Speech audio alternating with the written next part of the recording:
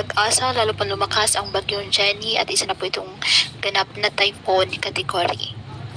Patuloy pa rin po na nagpapaulan sa iba't ibang bahagi ng ating bansa ang trough ng bagyong si Jenny, kasabay po ng pinalakas nitong habagat. At inaasahang pinakamalapit sa extreme northern Luzon, lalo na po sa Batanes, sa araw po ng Miyerkules o Huwebes. Hindi pa rin inalis ang posibilidad na bahagyang bumaba ang track nito at magkaroon po ng landfall sa extreme northern Luzon.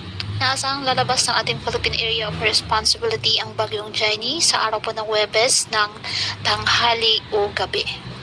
Ang trough ng bagyong Jenny ay nagpapaulan na po sa silangan at katimugang bahagi ng Luzon, partikular na sa Cagayan, Isabela, Aurora, Quezon at Bicol Region. Magiging makulimlim na rin po sa Metro Manila at malaking bahagi ng Calabarzon. Ang habagat naman ang magpapaulan sa Mimaropa at malaking bahagi ng Visayas at Mindanao ayon sa Pag-asa.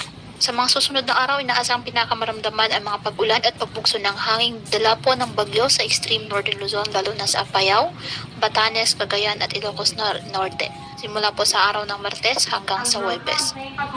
Kaya pinapayuhan ng ating mga kababayan na maging maingat po sa mga posibilidad ng pagbaha at pagguho ng lupa, lalo na po kapag may malalakas na ulan, at ugaliin na magdala palagi ng payong o kahit anong pananggas sa ulan o kahit naman sa init ng araw kapag lalabas po ng ating mga tahanan.